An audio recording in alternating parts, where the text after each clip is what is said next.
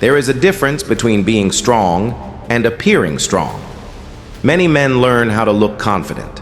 They learn posture. They learn tone. They learn how to speak firmly. But when pressure hits, their emotions betray them.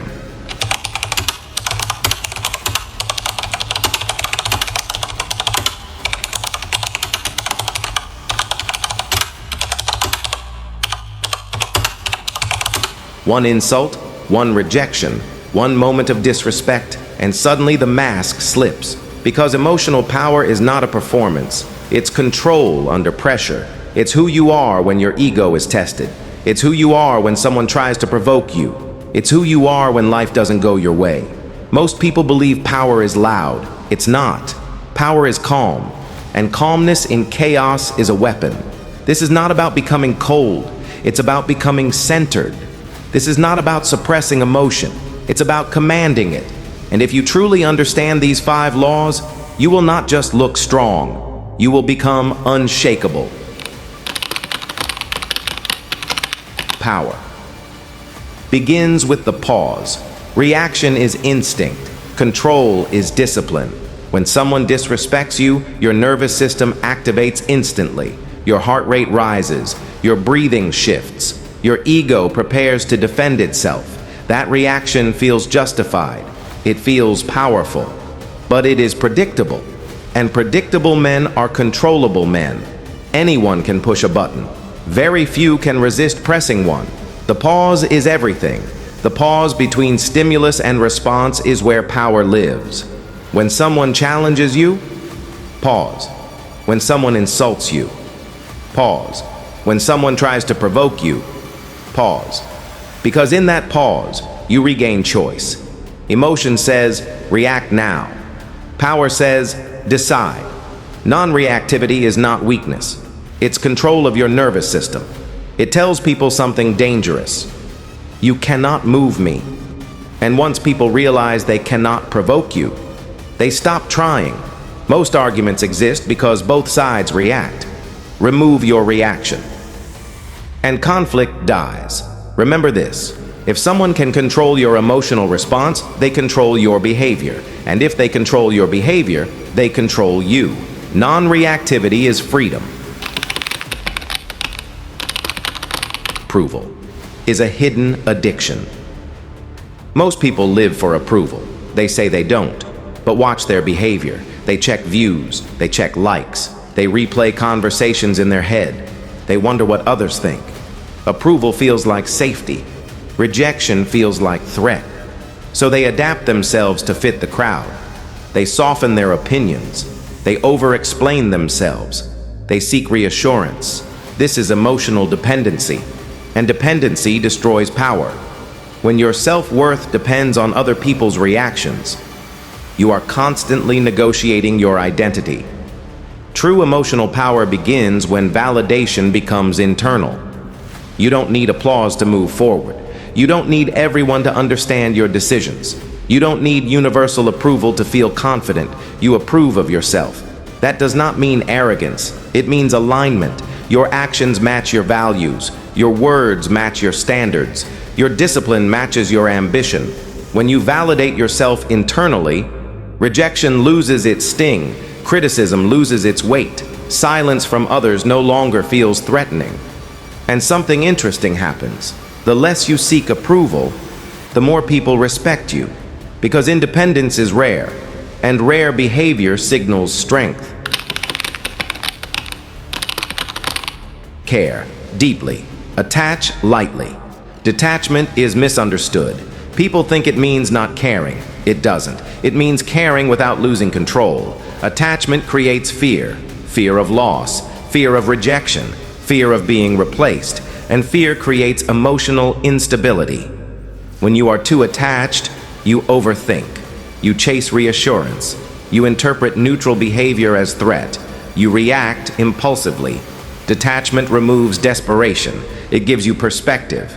If someone leaves, you remain steady. If someone changes, you observe. If someone tries to manipulate you, you recognize patterns calmly. Detachment is clarity under emotion. It allows you to ask, is this worth my energy? Because emotional energy is limited, and powerful individuals protect it. They do not invest deeply in unstable people. They do not overcommit to temporary situations. They do not allow their mood to depend entirely on someone else's behavior. They understand one truth. Anything that leaves was never fully yours, and anything meant to stay will stay without force. Detachment gives you leverage, and leverage is power. Speak less. Observe more. Silence is uncomfortable for insecure people because silence forces them to sit with themselves. Most people overshare. They fill empty space with nervous talking. They reveal intentions without realizing it. They expose insecurity through excessive explanation. But the emotionally disciplined individual listens, observes, analyzes patterns. Silence allows you to gather data. You learn how someone reacts to pressure. You learn how someone handles disagreement. You learn what triggers them, and knowledge is power. The one who speaks the least often controls the room, because when they finally speak, everyone listens. Strategic silence also protects you. You cannot be misquoted if you don't overshare. You cannot be manipulated easily if you don't reveal every vulnerability. You cannot be dragged into drama if you refuse to engage. Silence is not passivity. It is positioning. It communicates, I do not need to compete for attention. And that calm confidence shifts dynamics instantly. Train your mind. Like a muscle, emotion is natural. Discipline is trained. You train your body through repetition. You train your mind the same way. Wake up when you don't feel like it. Stay calm when irritated. Work when motivation fades. Choose restraint when anger rises. Every time you override emotional impulse, you strengthen neural control. Over time, your default state changes. You become slower to anger, slower to react, slower to overthink, faster to analyze, faster to recover, faster to adapt. Emotional discipline compounds. Small moments of restraint build long-term resilience. And resilience is rare. Most people crumble under pressure. Emotionally disciplined individuals grow sharper. Once you integrate these 5 laws, something changes. You stop chasing arguments. You stop needing the last word. You stop explaining yourself to people who misunderstand you intentionally. You stop reacting to bait, and people notice. They say, you've changed. You're colder. You don't react like before. But what really changed is your threshold. You raised your emotional standards. You decided that not everything deserves your response, and that decision makes you dangerous because you are no longer predictable. When you master emotional control, you see what others miss.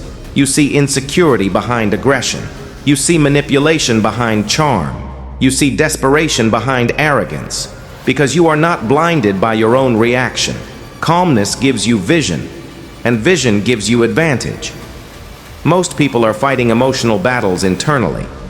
When you are centered, you operate from stability. Stability intimidates instability.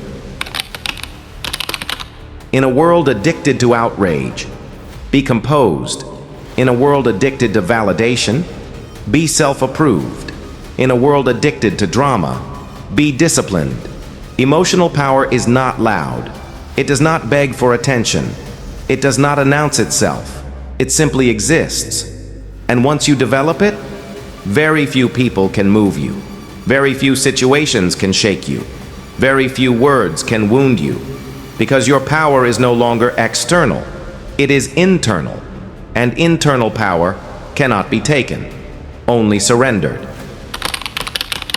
If you are done being emotionally manipulated, type disciplined.